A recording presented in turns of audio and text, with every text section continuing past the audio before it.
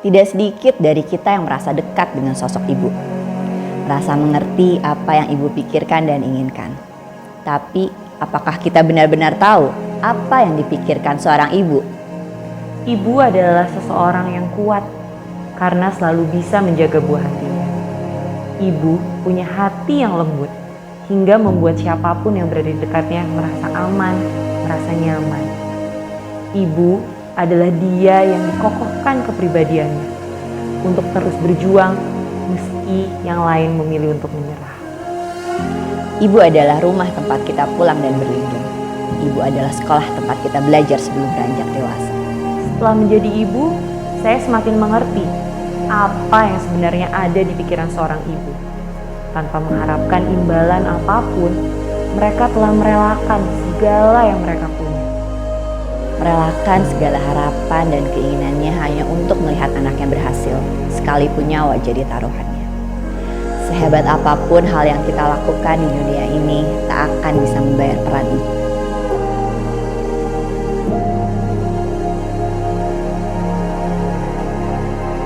Bahkan kata-kata yang kami utarakan masih belum sanggup untuk menjelaskan betapa berartinya ibu bagi kita. Waktu bergulir dan kini giliran kita menjadi ibu. Sejauh mana kita berperan untuk keluarga, semuanya di tanganmu. Mari berpegangan tangan, bersama-sama saling menguatkan. Kita hadapi masa depan.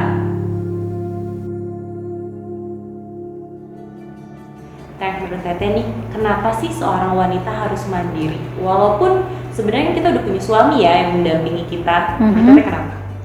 Menurut aku itu penting banget ya Teh, termasuk ya Teh Kisti, karena aku sama ayahku dididik untuk jadi wanita yang mandiri. Dan menurutku sebenarnya kalaupun kita jadi wanita yang mandiri itu bukan karena suami, bukan karena si A, si B, si C. Setiap learning yang kita lakuin ketika kita menjadi wanita mandiri itu kan sebenarnya untuk diri kita sendiri juga. Dan semoga kalau kita jadi wanita mandiri, ibu yang mandiri, anak-anak kita juga bisa bangga gitu punya ibu kayak kita.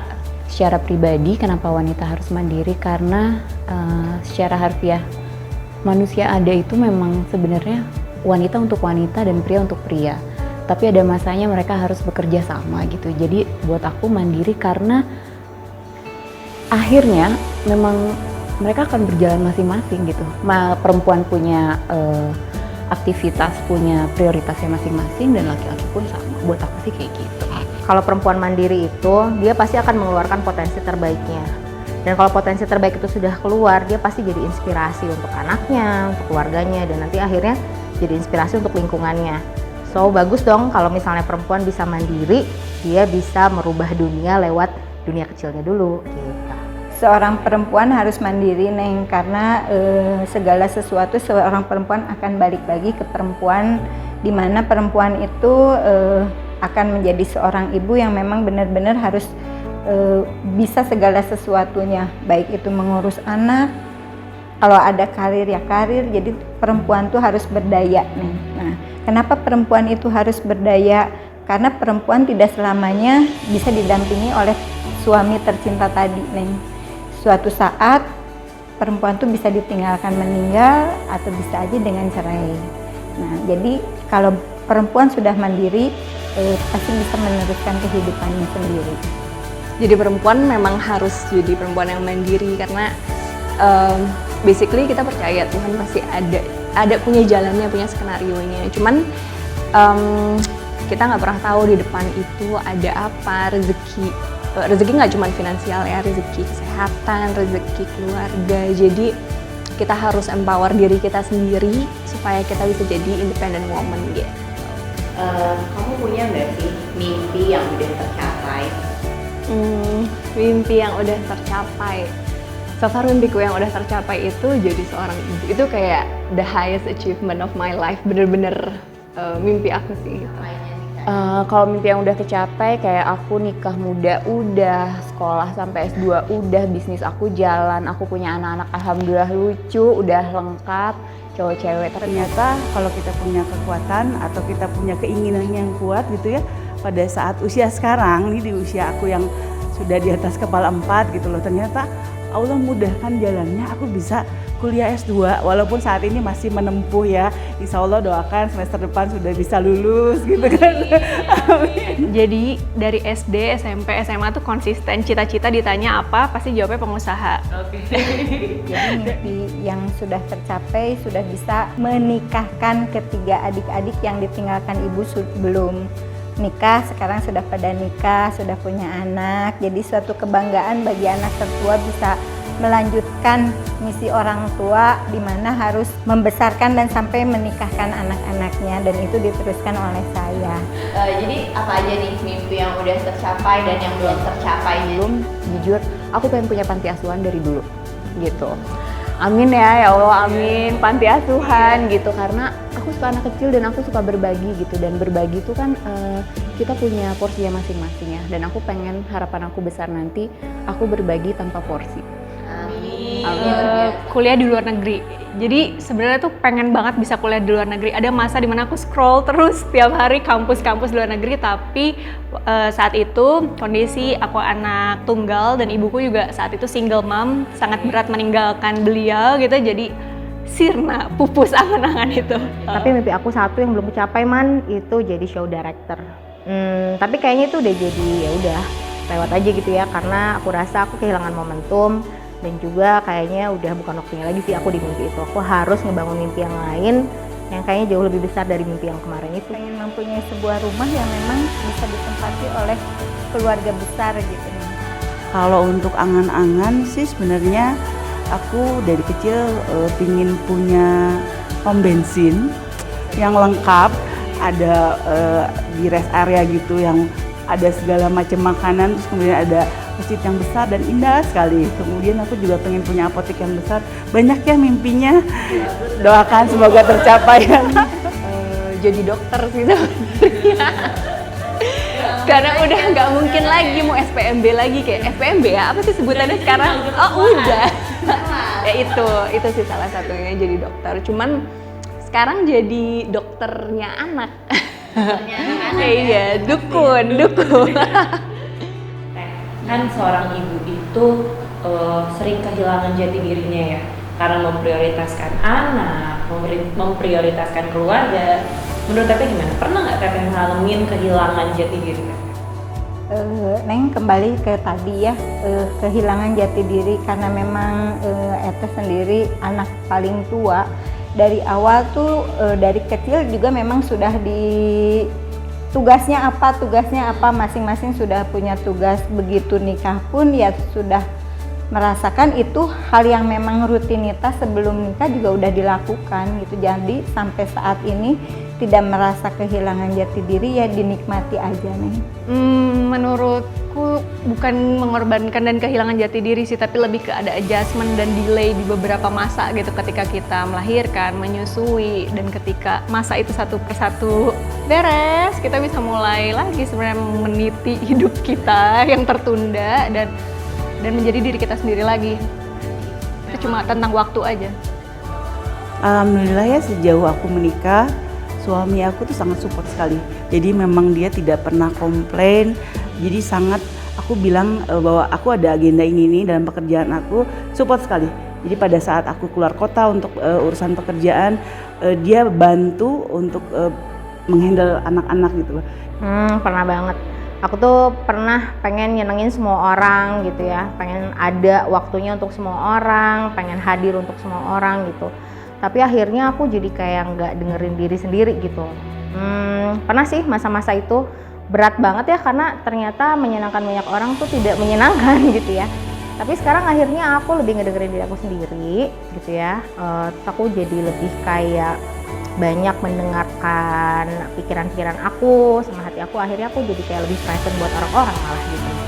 Jujur, waktu awal punya anak kayak ngerasa, wah me time gue keambil nih gitu, gue gak bisa gini. Tapi semua kan berjalan, ada prosesnya gitu. Bukan jati dirinya hilang sih, tapi mungkin belum aja gitu, lagi masih adaptasi gitu. Nanti juga pasti akan lancar aja. Pasti pernah ya, semua orang pasti pernah ngerasa mengorbankan jati dirinya. Cuman memang mereka ini suami ya anak itu jadi benar-benar jadi pengingat kita gitu, yang ngebuat kita kayak balancing hidup kita. Nah, menurut kamu nih, sosok ideal perempuan tuh seperti apa sih? Sosok ideal perempuan itu adalah perempuan yang cerdas kali ya, cerdas dalam segala hal. Dari mulai cerdas sebagai ibu di dalam keluarga, cerdas sebagai mengurus finansialnya, cerdas untuk membagi waktu, terutama cerdas buat ngajarin anak ya bun, susah ya sekarang tuh apalagi anak-anak online school ya nggak sih, kita jadi gurunya juga. Perempuan yang cantik, perempuan yang bisa menjadi seorang ibu bagi anak-anaknya, menjadi seorang istri terbaik bagi suaminya. Perempuan ideal itu perempuan yang tahu maunya apa, perempuan yang tahu cara ngebahagiain dirinya sendiri itu seperti apa, dan bisa kasih self reward apapun pencapaiannya tanpa perlu validasi dari orang lain sih. Menurut aku itu sih sosok wanita ideal, bahwa dia benar-benar bisa melakukan banyak hal walaupun dia sudah berkeluarga gitu.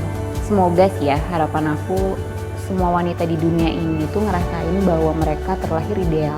Ya nggak sih? Karena kita tuh harus punya self love yang tinggi buat aku gitu. Tapi ideal tuh kan banyak artinya gitu. Cuman buat aku yang ideal itu pada saat aku udah bisa cinta sama diri aku sendiri. Wanita yang ideal, kalau mengutip kata Miss Universe, setidaknya kan kita brain beauty behavior. Beauty itu bukan harus cantik yang gimana kan, at least cantik hatinya gitu. Ya kalau boleh ambil contoh misalnya kayak Maudy Ayunda, kayak Najwa Shihab, itu bisa dikatakan sosok perempuan ideal sih menurutku. Nih ya, misalnya suatu hari nanti anak kamu nonton video ini, apa sih yang bakal kamu katakan ke anak kamu? Aduh, apa ya, Ben, ibu selalu sayang dengan Ben tahu tetap menjadi Ben yang baik, yang menyenangkan, yang peduli orang lain, yang perhatian. Apapun yang Ben lakukan, selama tidak merugikan orang lain, ibu pasti dukung Ben sampai kapanpun. Love you, Ben! Kenapa sih sulit pertanyaannya? Buat Kansa sama Kaijan,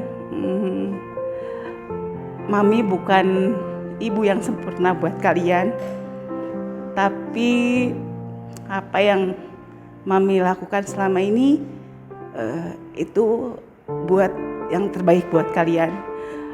Mungkin sering tinggalin kalian pada saat kalian membutuhkan Mami di sisi Kaijan atau Kansa.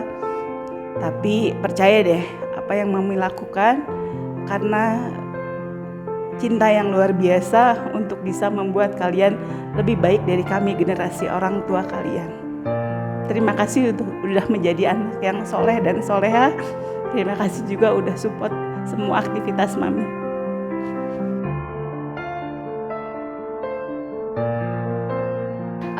Buat Lumiere sama Kin, I love you Lumiere sama Kin.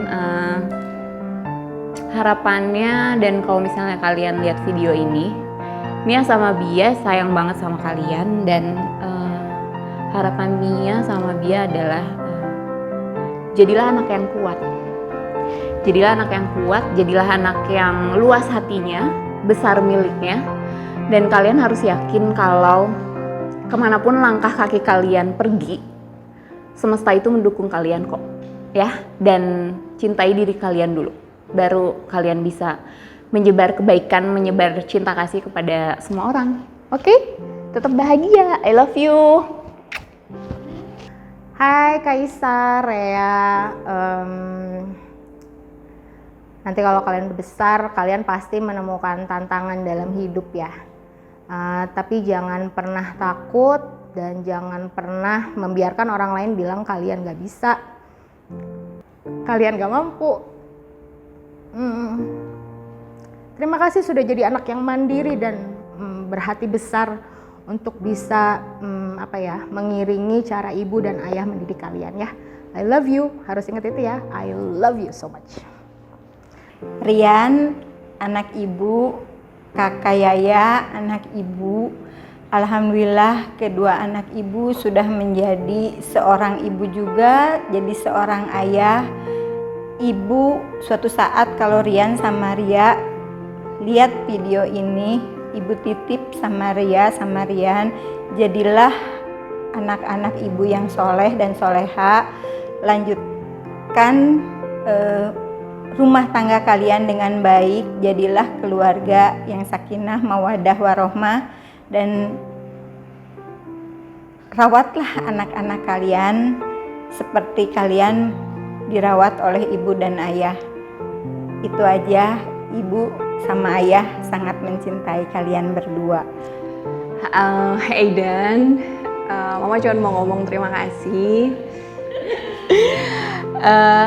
Terima kasih sudah jadi anak yang hebat.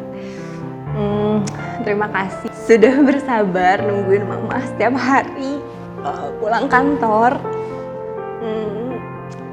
Terima kasih udah jadi guru kecil ya Mama.